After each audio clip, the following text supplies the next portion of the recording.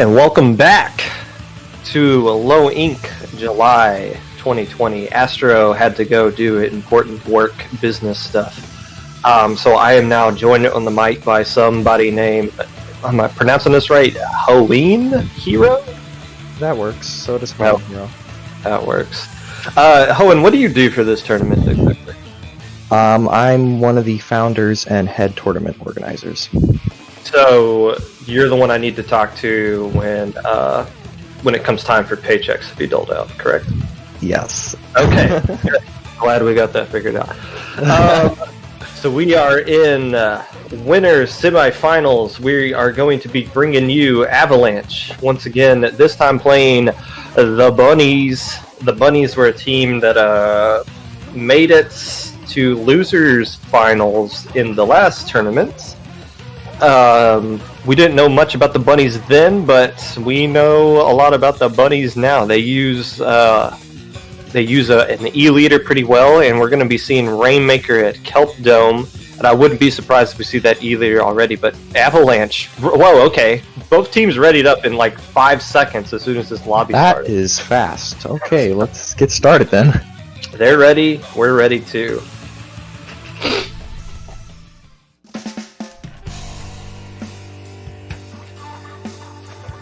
Winners semifinals, we see Avalanche coming out with a machine. I don't know if that was the Neo or Vanilla. It is a Vanilla, so yeah, it is. Stingray. They were using the anchorless comp before, and it looks like they're keeping it over here, but still having Definitely the Stingray. Looks like that the Bunnies are going to go for a less aggressive comp than Avalanche here. Yes, with the splatter scope charger with Stingray, but and also the Vanilla Splash with Toxic Mist and Inkjet. So not a lot of range from the Bunnies outside of their chargers, but definitely a much faster, more aggressive comp coming out from Avalanche, who does take the opening there. Run that down, but gets tripled as a result of that. Gonna go ahead and run this back now with 10 missiles now coming out on the side of the Bunnies. Try to stall Avalanche out a little bit. Bunnies looking to hop their way into the lead. Are they trying to take the Rainmaker to the left of Great there, and kind of a cheesy route to take? But we do see their push getting stalled. The Bunnies jumping out to use Stingray. As we see, it looks like the H3 player trying to get something going, but immediately denied by the Stingray. And then we got a 1v1 Stingray war going. Oh, those are fun. But now the Inkjet is going to go ahead and get that last player on Avalanche's side. And it's going to go right back in. With the 3 players going down for the side of the Bunnies. Even though they do get the lead, the Splat Charger jumping out isn't close to Ray yet, so... but even though lead will go, at least temporarily, to the side of the Bunnies as Avalanche looks to get control of mid here. Avalanche is going to continue cleaning up mid and actually stopping a surprise push there from the Bunnies. Good on them. That could have been catastrophic if they didn't stop that. Yeah, the vanilla splash, finding a way to slip past. That's kind of the issue with this map, honestly, is that there's just so many different ways to flank from. And yeah, like we just saw there, Judy Hoops actually went off and flanked the Rainmaker there. you want to say Hops with the Bunnies. But yeah, especially when the Rainmaker's on your side of the map, you have to watch the front door, the back door, the side door. There's so many different ways somebody can slip past there as we reach the halfway point here. Avalanche is going to go up and try to take that Rainmaker, but it looks like Bunnies are going to grab it and not do much with it. We're just all stuck in mid right now. But maybe we get a chance to move here? Or snipers. Nice pick by I Love Laura. However, Avalanche able to get a pick on the Charger, and with 2 players down for the Bunnies, including their Stingray, there might be an opportunity here for Avalanche to get a move going. However, they immediately lose 2 players in what it would have been a 2 down. This is a huge chance for the Bunnies. They just need to capitalize on it. And they will do just that, immediately moving the Rainmaker and bringing out specials. But they do lose the Rainmaker there.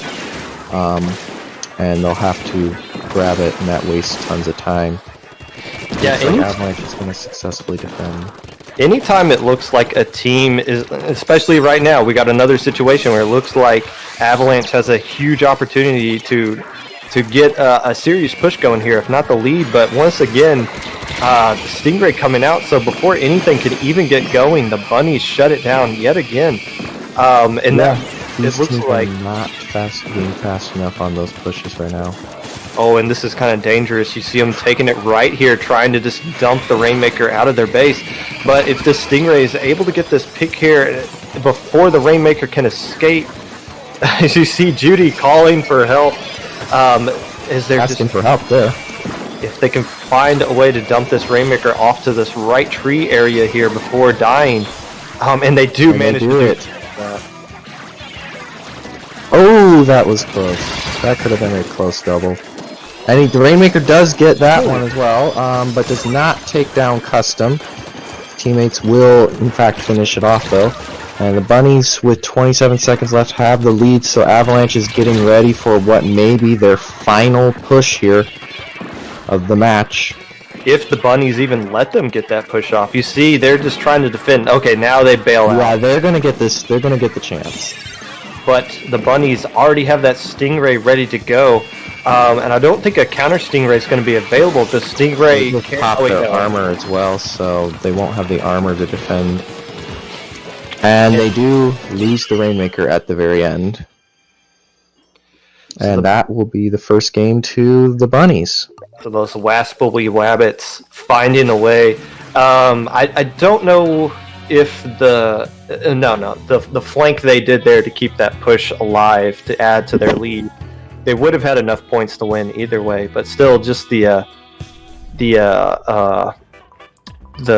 tenacity of the Bunnies there pays off in their favor. Both teams were pretty heavily trying to get those pushes, but neither team could quite extend their leads or move there and take the lead in the case of Avalanche at the end there. And hopefully we'll see Avalanche able to overcome in this next match and tie the series up at 1-1. Yeah, Avalanche had their opportunities. There were several times where they had a 3, if not 4-player advantage over the Bunnies and the Rainmaker, but every time there was just one person to get a key double for the Bunnies or just the Stingray coming out at the right time. So the Bunnies able to hold on, doing a lot of damage with very little minimum players.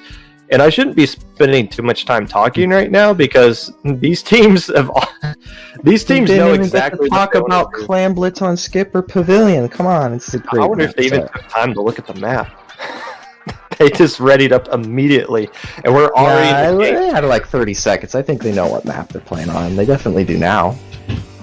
Clam Blitz at Skipper, wasting no time. Is that a Squiffer coming out? That is. Get a Bamboozler. I think they were ready for a tent, but there's no tent on the side of Avalanche.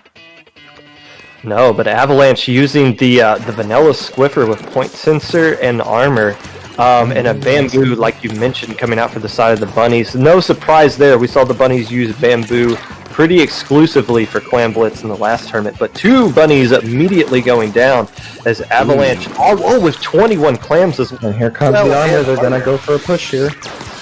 It looks like they're going to... Do they have a power clam, actually? They do. They do, and several clams to go up with it, and several kills coming down. Avalanche has an opportunity to get a score right here that they could very well win with, as several points come pouring in here.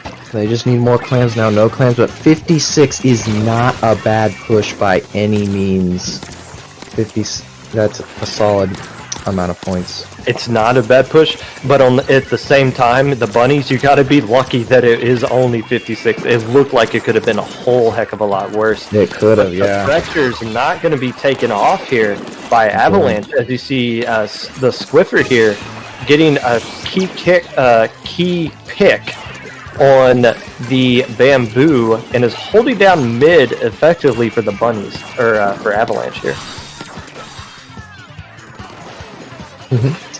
Looks like Avalanche is getting into position to push again, but they are down their Squiffer right now. They may have an opportunity to flank there, actually, considering that the entire team is just right focused on their push from bottom. But it looks like Bunnies are going to successfully defend this and even chase that power clam down, trying to get them out so they can start their own push. They have a power clam ready to go. This and the clan economy still heavily in the favor of Avalanche here, as you see the Bunnies trying to get control of at least some portion of the map, if not the top part. The difficulty in controlling this map, as we see Avalanche getting a huge push once again coming in here, already eliminating their penalty points. The custom. Holy, they're just gonna swipe them here. One this is player, a big push. Yeah, one player did go down for Avalanche. It was Custom. Custom was the only one with follow-up clams to go with that. So the Bunnies killing the one person they needed to ending that push, even though it cost them a lot of their lives. And again, only 2 players left, so... He only lost 20 points on penalty. It was absolutely worth that. Yes, and they still keep control of the map. The Bunnies are just kind of boxed in at this point, and they've been boxed in for this whole game so far. They're going to have to figure out a way to break out, and they need to charge their specials and go. But them getting picked like that is not going to help them very much at all. Looks like Avalanche is going to go up again. They get a pick, they break the barrier, wow, this is going to be another push. And this might be the last push, only one more. That is game. That is game for Avalanche, coming right back and saying, no, this set is not over. This might be a close... I'm looking forward to it if it's a close set. Those are always the most exciting. Yes, Avalanche dominating from start to finish there. Look at the KAs. The Bunnies having so much difficulty getting any kills there, as Avalanche just absolutely dominated that map and mode. As the Bunnies are going to have to go back to the drawing board to see what they can come up with Game 3 here, which is going to be tower control at Mako Mart. Ooh, a fun map and mode, which may work into the favor of this quick, aggressive comp that Avalanche has been pulling out. We will have to see. Alright, so Tower Control on Mako Mart. Mako Mart is one of the more liked maps in the pool for this month. And Tower Control is a bit interesting. If you're going to win Tower Control, you're going to have to clear the areas around the checkpoints. Otherwise, they're just going to come running right off a plat at you when you're standing at those checkpoints. So, let's see if either team's able to do that. Why do we even bother with a ready up screen? Both I don't know. They don't take bringing out the E-liter scope. There it is. There's the classic E-liter and the roller. The Bunnies were known to use their roller a lot in the last tournament, so this is kind of what we've expected to see from them all along here. And a squeezer, and once again the range blaster. We saw Avalanche use that earlier in the day, but 3 players immediately going down for Avalanche. The last player alive with the squeezer, able to get a key pick there. And this push should be dead, but the Bunny's trying to force it anyway. Bunny's got only 1 up, and they do manage to keep that 1 up and they manage to keep mid as a result and prevent the start of a big push from Avalanche, so major props to them for that. Looks like Avalanche is coming back in now, and I'm going to go ahead and engage. Let's see how this pans out. Yeah, this should be a good push here for the Bunnies, as they got 2 kills as they approach this first checkpoint. This first checkpoint, not the most difficult one in the world to get past, but it is a very annoying one nonetheless. Getting it out of the way very early will open up the door for the Bunnies to get a lot of points later. If not, continuing this push right here, as you see D-Bunny with the roller able to ledge camp pretty well before backing off? Question mark? Not sure what the... going in for a flank, I see. That rollers are always so annoying if you don't handle them appropriately. They will ledge camp, they will flank, they will come out of nowhere and ruin your day. So, yeah, definitely a good job on their part in that case. And Avalanche able to get the wipe, but the damage done. Oh! There we go again, just like I said. Out of nowhere. You're seemingly. You're just sharking safely as a squeezer, and then all of a sudden a bunny with a giant hammer jumps out and smacks you on the head. As we see D-Bunny making a huge, deep flank here as the bunny's trying to get another push going. And with 2 checkpoints clear, not a whole lot in the way of the bunnies approaching that 3rd checkpoint and possibly getting a KO, but they're going to need to get a few more picks here before they can get a push started. And it looks like Avalanche is going to try to get this push started by clearing out up underneath the bunny's plat. And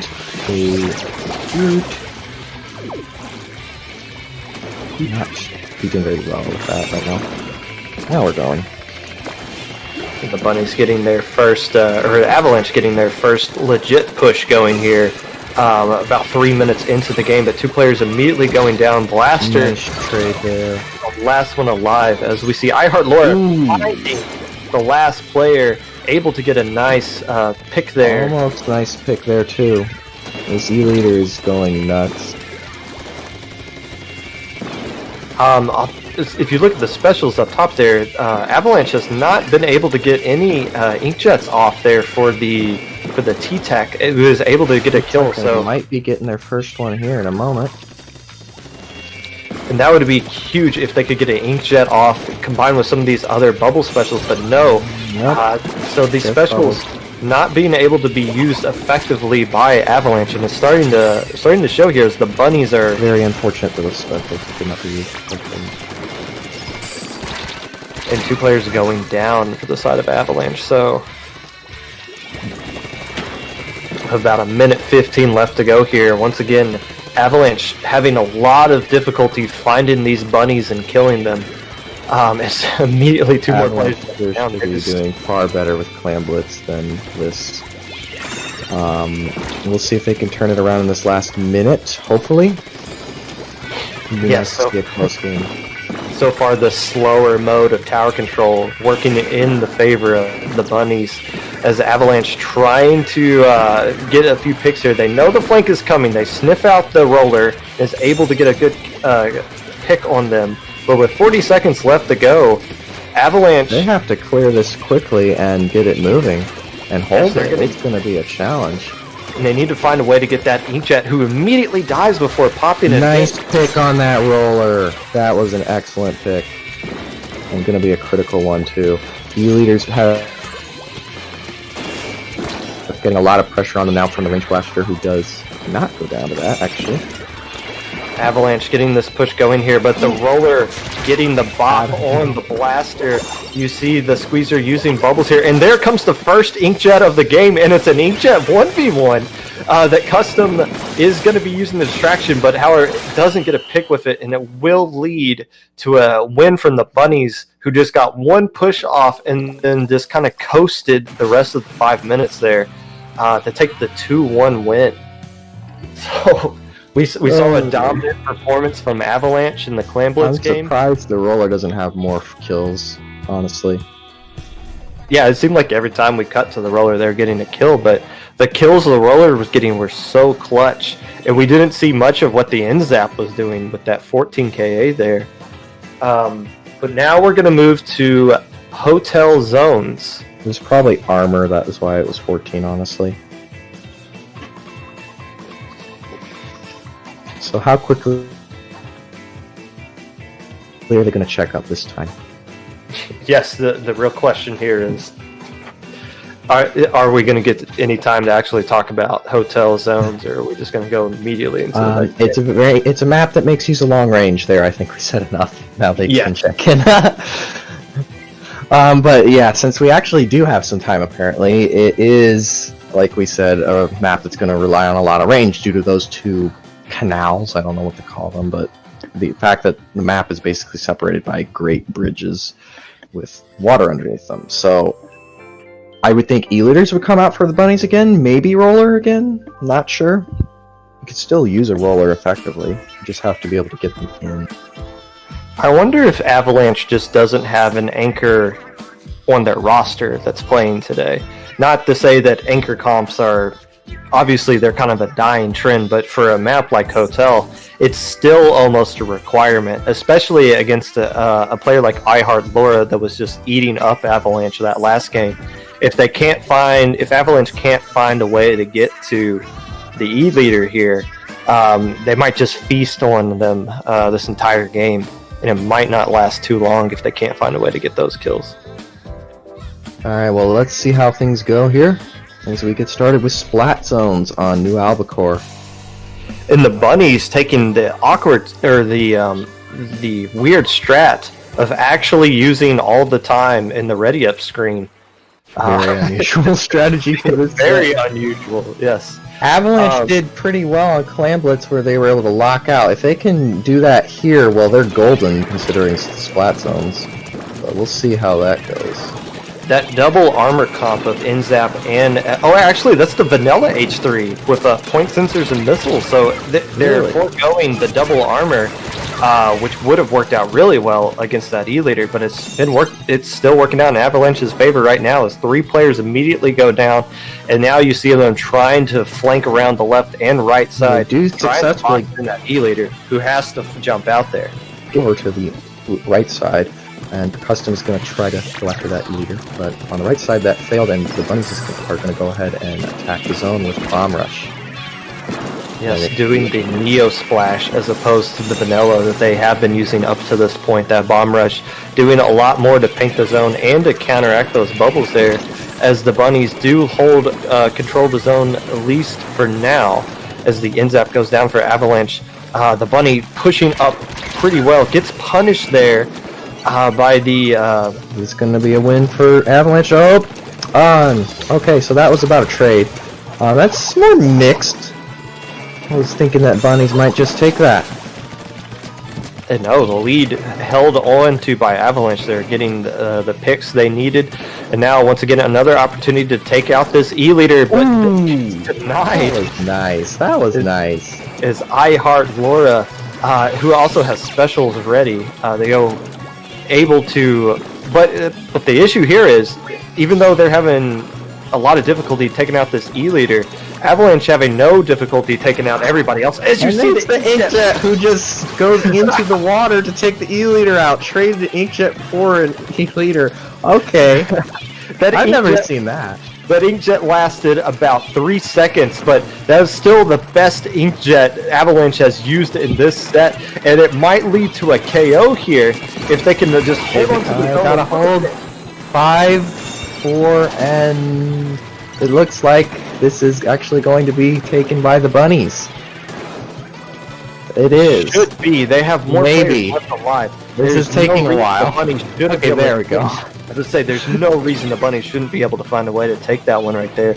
And getting the kill on the Inzap was just the nail in the coffin. However, a huge hole the Bunnies have to go through, but they are already done with their penalty points. So they're doing some permanent damage now as the Neo Splash does go down. Bunny's going to have to back out a bit due to Tenton missiles, which gives Avalanche the chance to take control of the zone and add a 28-point penalty. And they actually both go down as well to the push from the Avalanche. So, excellent there. Are they going to get a third? They do get a third, and that's going to hurt the Bunnies a lot, who have just about 44 units remaining to get back. The only 2 players left alive for Avalanche to defend this zone. Using the specials here just to kind of stall control the zone for a little bit longer, even though the Inzap does go down. And you do see all the specials coming out from the Bunnies, who will recap here, but they're going to need to get a few picks to follow it up, or else the zone could immediately go right back to the side of Avalanche. And there's that one person point censored and being attacked 3v1 effectively. I did not see if they went down, but they are being forced back by Avalanche now, who is not having great luck capping that zone. They need some picks to do that. They did stop, and there's the cap. Oh! Whoa! What a play with that bubble there. Just hunted down triplets of Bunnies with a single bubble. What a play there by the Forge. And with 1 minute left to go, not mentally. Oh, but once again, the E-Leader getting the picks they need to get, but with everybody else dying for the side of the Bunnies, they're going to have a hard time getting back to zone. They have to go now. They have to go now. The Storm has to go out now. penalty points gone. Armor coming off. They're going to need to find ways to get a pick in the zone. And that is going to take us to Game 5. what a back and forth set we've been having here. That was well, actually, the Rainmaker game was probably the closest one we've had so far. But Avalanche, once again, getting a huge push, and even those trades. Look at the KAs once again for the Bunnies. Whenever the Bunnies lose, it's always because they're having such a difficult time getting the picks that they need to get. And Avalanche just doing a much better job of maximizing their specials. So many key kills with their specials there. Avalanche seems to do a lot better with Splat Zones, Clan Blitz, the control and area type goal. But this last game is on Rainmaker, and that may sink them if they can't correct that when they have to push the objective deep. So we'll see how that goes. We'll see if Avalanche can do well here. But to be fair, when we did Kelp, it was a pretty mixed match overall. The Bunnies just got one good push, and then both sides locked each other out. So we'll see. Well, the Bunnies won the Rainmaker game, and they won the game at Mako Mart. Now they're playing Rainmaker at Mako Mart. So if you're Avalanche, you got to be pulling your hair out and thinking, man, we're in a tough situation here with this mapping mode. Give it your all. But we'll see. We'll see. It'll come down to if the Bunnies can get the picks that they need to get, and if they don't, well, the speed that Avalanche works with is just going to be too much to overcome. Worst case, you can always come back. This is winner's bracket, so you're not eliminated if you lose here. All right, let's take a look at what we got here. Once again, the Bunnies with that roller, not an E-leader this time, but a charger as well. Meanwhile, Avalanche has got that Inkjet, which hopefully can do quite a bit here. Armor as well. And again, the H3 that does not have armor going for the vanilla H3, such a comfort pick for them that worked out last game. It will be interesting to see if it can work out again here. As the opening push going for the side of Avalanche, and they do have more players alive with the roller being down for the Bunnies to make that 2 players there as the trade goes off. If Avalanche can find a way to keep this push going before the Rainmaker resets, and it will do just that.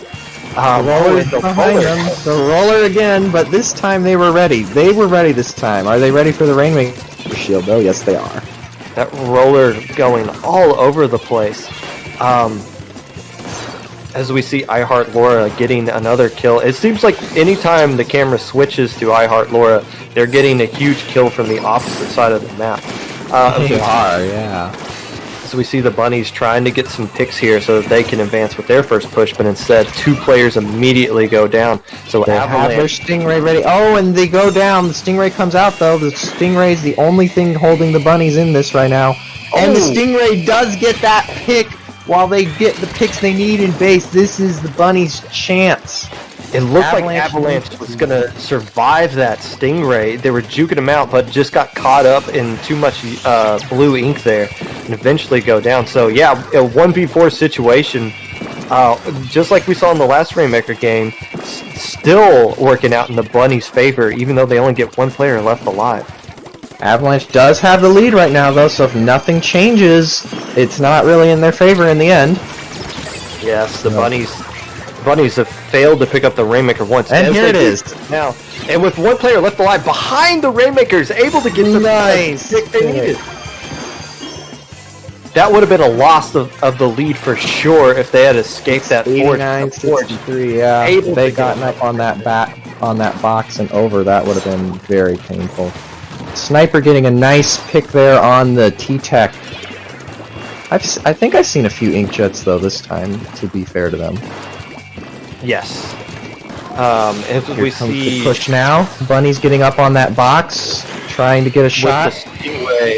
With the Stingray to support, but they're going to have to find a way to land this jump, and they do not. You see, it cut off to the R7 Fax or whoever that person is. There's the roller again. This is out of nowhere. We're talking about something, the roller's going to interrupt us. The roller does go down, but yeah, anytime that roller alive, you just have they're having a really difficult time locating that roller. Interesting considering because that might be why they switched to the vanilla H3 for points since they're trying to find that roller. But ends up going to be forced all the way back into their base, getting ready to block this pushing coming from the bunnies. I wonder if the bunnies are going to go the other direction. Try to juke them out. There would, with the score being this low, yes, if they were to go to the right path there, that's closer to the enemy spawn, they don't have to go too far to get lead, to get under 63. But with 3 players down for the bunnies, Stingray, once again, they're forced to be in defense mode here. As you see the Forge pushing up, trying to eliminate the lead. The lead does advance slightly there.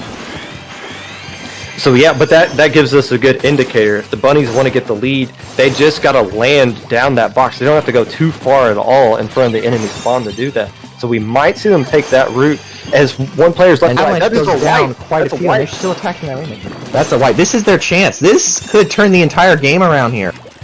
The entire set around, no matter to that. And they're looking to push left, but they have the players in front. Once again, at 72. The Forge getting the pick, shooting through the field of bunnies and killing the one with the Rainmaker. As you see the roller desperately trying to stay alive. They got 2 up, they got 1. 1 jumps, and Avalanche holds that lead with 20 seconds left in the game. And Avalanche could have picked it up there to hold it back in their spawn, especially now that the charger goes down. So they will give the bunnies a chance to at least pick it up. And the Rainmaker does get popped. Bunnies must touch this to force overtime.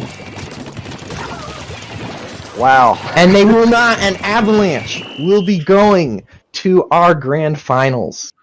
Or wow. No, they will be going to our winners finals, my bad. But one step closer to that grand finals. And you see them do it in such a low-scoring 44-28 Rainmaker game. Oh, I didn't even notice the KAs there. What a pop-off for Re7 Axe with the Forge. Getting so many key kills there that we could see on stream, but it never really flipped over to them. Most of those kills were every time the bunnies picked up the Rainmaker. What a performance by Avalanche there. I will give them this. They definitely came back and showed they know how to play Rainmaker. They did a good job there. Easily the most exciting set we've seen so far on stream, and we still got winners and grand finals to go. So, Hohen, since those teams rated up so quick and never gave us a break, let's actually take one, and we will bring you winners finals next here on the July Low Ink.